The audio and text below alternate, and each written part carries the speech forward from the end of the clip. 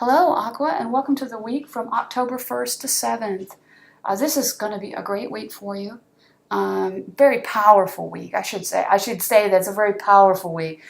For some of you, it may be a bit intense. It has been intense for all of the signs so far.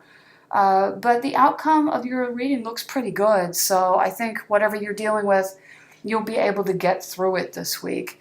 And, it's really... there may be some challenges, I would say, possibly on the emotional front, and something that's reminding you of a past situation. But let's get, or has a connection to a past situation. Let's get started.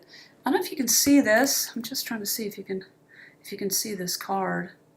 But hold on one second. I'm going to turn a light on because we're getting later.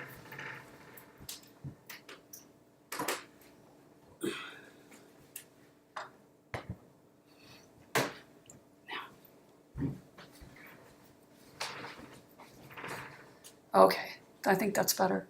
So this is the Hierophant card. You can see that card. That's the 5 in the major arcana. And Hierophant is the symbol of Taurus, which is kind of the antithesis of Aquarius, really. You guys are all about independence, etc. I have an Aquarius moon, so I kind of understand this. And, the idea of conforming to an Aquarius is often just absolutely not what you want to hear. But if you think about it, everybody has a structure in their, that helps them in their world, whatever that structure is. If you rebel against a set of beliefs, you by default are creating your own set of beliefs. So I think this is asking you, what are your beliefs? What do what are your, whether they're religious beliefs or social beliefs or whatever they are, and do they need any kind of a revision? I think this week might be a week where your beliefs change a little bit. And the underlying influence is the 6 of Cups. And the 6 of Cups is called sorrow in this deck. But I think you're letting go of some grief or loss, perhaps in a relationship or a job that didn't go as well. It could be something else, some other situation that you're kind of letting go of this week, you're moving on from. And the past energy is delusion, the 10 of Crystals. Something really disappointed you in the past several weeks. I know a lot of people have been going through it, and I think you've been recently disappointed, or it may be a longer in the past, disappointed by someone. Possibly, I think a relationship that didn't go the way you were hoping. Maybe somebody who just wasn't able to give you what you need, and they didn't match your cup, really. And the present influence is the learner. So whatever happened in the 10 of Crystals and the 10 of Swords in the Rider deck, whatever happened in that card seems to be you have learned what you needed to learn, and you're now ready to move into a much better phase. And the future energy is the Empress, which is really so fertile, creative, etc. And, Aqua is such a creative sign. It's really, one of the it's the innovator sign in a lot of respects.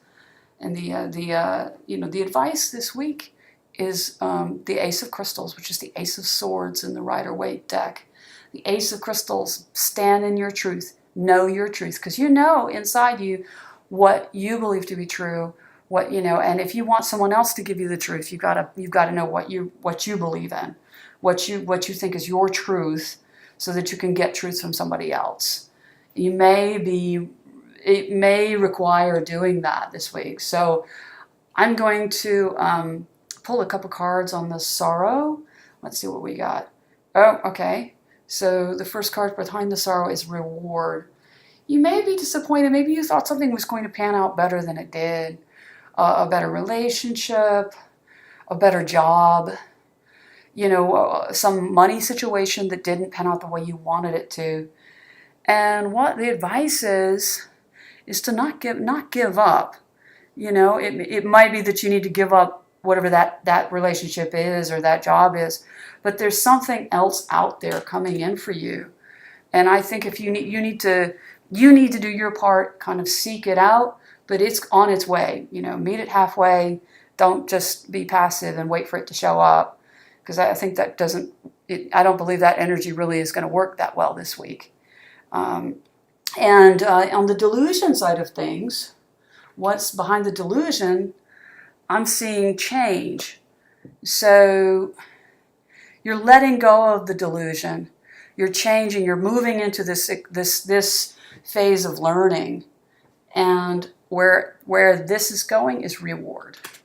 You're definitely going towards a more rewarding time than you've had in a while, and that could be emotionally rewarding or financially rewarding.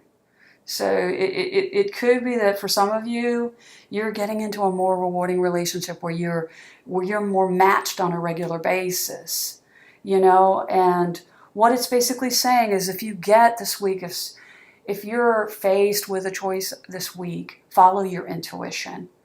And we have a couple of oracle cards I've pulled for you. One is Moonlight, and the other one is called Sacred Pool. You can see the Sacred Pool. And I'm going to read them both for you. First one is Moonlight, and it's a gorgeous card. It really is about trusting yourself, trusting your intuition. Here we go.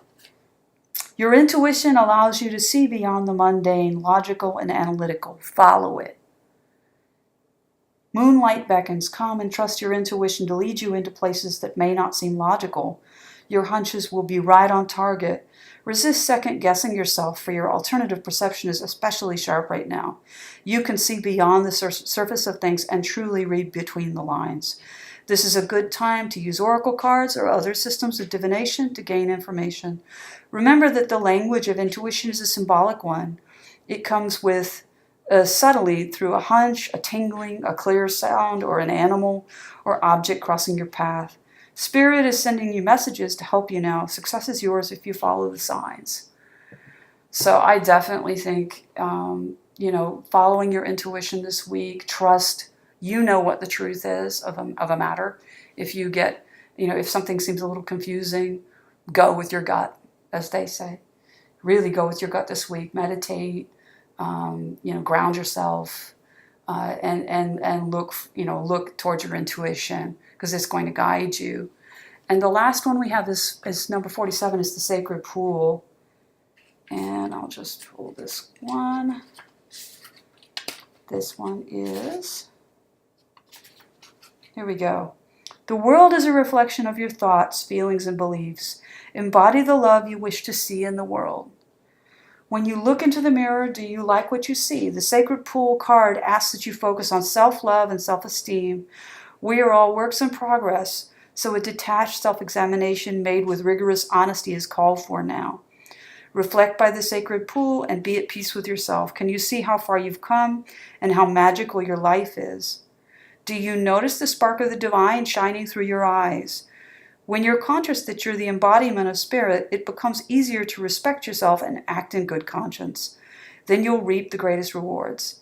Your unique service to the world is not only needed but celebrated. See the love within you and know that if you cast it upon the waters, it will return to you tenfold. Be at peace, for you are beautiful and loved. Act with surety and confidence, and success shall be yours, whatever your inquiry.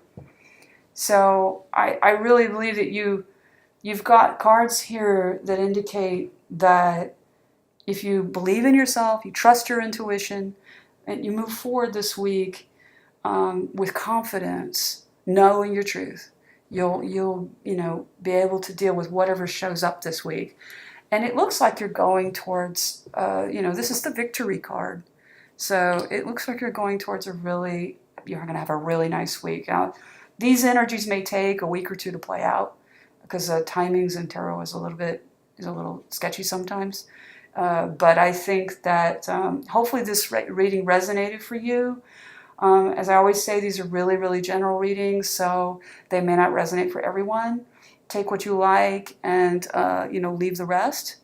And if you like this reading, please like and subscribe to my channel. I hope to see you again next week. So take care for now. Bye.